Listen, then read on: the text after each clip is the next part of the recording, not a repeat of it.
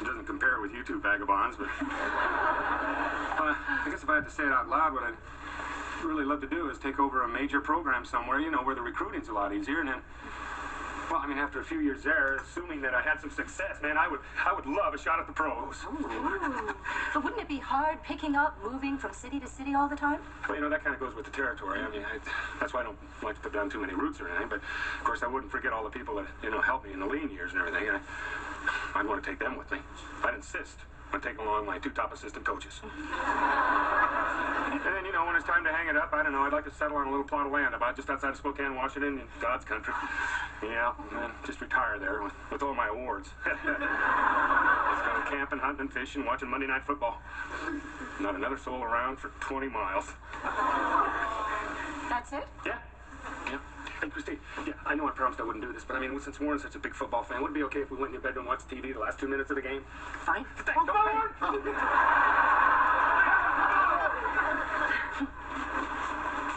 This is none of my business, but we've known each other a long time, so I have to ask. Hayden didn't mention you in any of his plans. I thought you two were more serious than that. So did I.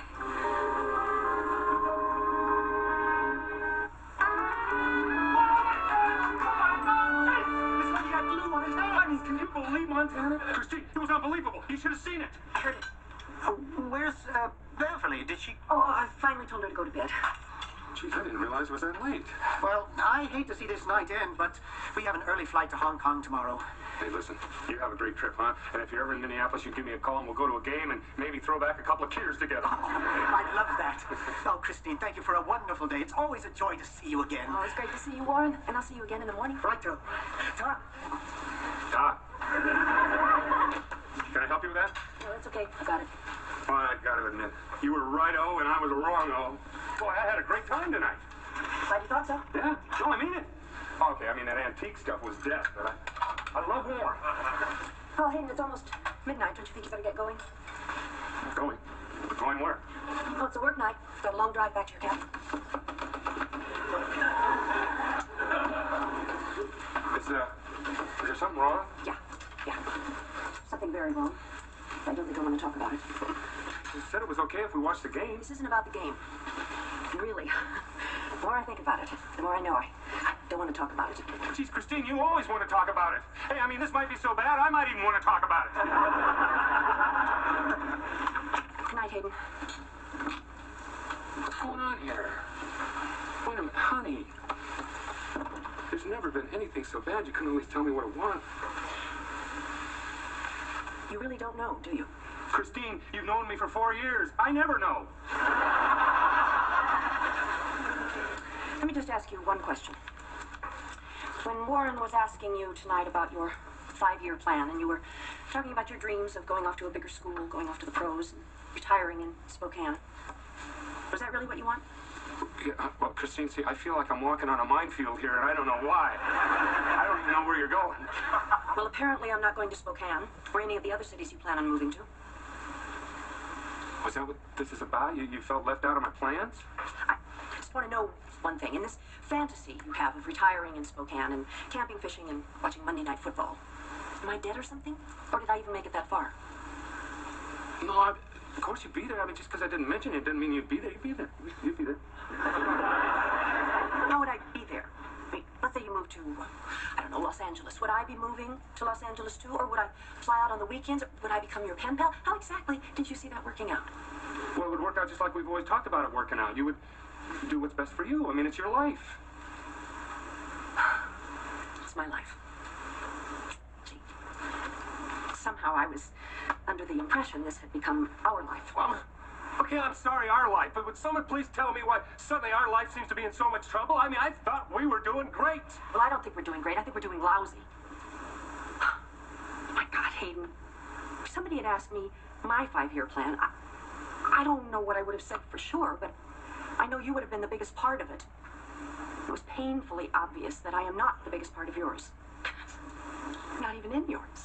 That's just because I forgot to mention you.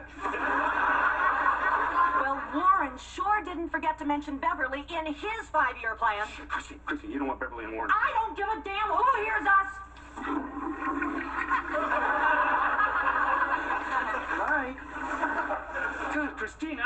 believe it. You're this upset because I forgot to mention your name. I am upset because 4 years into this relationship, we still have no idea where we're headed. I mean, are we planning to spend the rest of our lives together or not? Spend the rest of our lives together? What are you talking about? Are you talking about marriage? Well, I guess... Yeah. It's exactly what I'm talking about.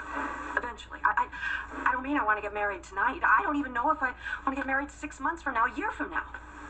But you can't be so thick as to think that we can just keep going on like this. Hey, wait a minute. Before you go calling anybody thick, I recall 4 years ago that we agreed this was a great relationship because we both wanted the same things.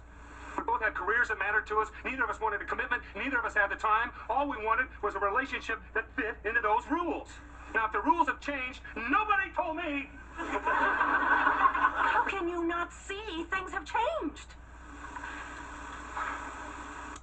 I may still be a convenience for you, Hayden. But you are not a convenience for me. I am deeply, hopelessly, probably foolishly in love with you. And I love you too. Yeah, right. I too. Then how come when you look down the road, I'm not there? But you are there. When Warren asked me that tonight, I was talking about my job future. I wasn't thinking about other people. You thought about Luther and Dauber. That's because I was talking about football. If he asked me about my love life, I would have thought about you. I sure as hell wouldn't have thought about Luther and Dauber. Hayden, we are just spinning our wheels here. I don't want to come off as a woman who is just desperate to get married, because that is not what this is about. If all I wanted to do was get married, I could have done that 20 years ago. But I don't want to spend the rest of my life dating you. Yeah, and you know that I have a problem with marriage. I don't want the same thing to happen to you and me that happened to me and Beth. I am not Beth. But I am still Hayden. And that's the part of the equation that doesn't work. I mean, Christine, come on. It's not like I haven't thought about this before. I thought about it a lot. Honey, if you and I were to get married, you'd just end up hating me. And I know you think you wouldn't, but you would. You'd end up resenting all the late nights, all the recruiting trips, all the moving around. And that's the part of the package that comes with me. Oh, Christine, I can't stand the thought of you hating me. That's why I'm against marriage. Not because I don't love you. Because I don't want to lose you. Hayden, if you don't have any more faith in me than that, you've already lost me. I thought these last 4 years were about two people who were terrified of commitment, finally finding the one person they felt safe with. Now, if you're telling me that that isn't true, then I have really been a fool. Tell me I haven't been a fool.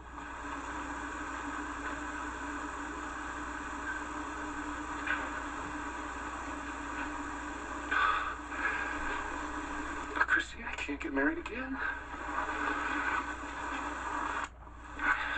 Then we haven't got a future. And every second we pretend we do is just a lie. What are you saying? I'm saying it's over. I'm sorry, but I really can't talk anymore.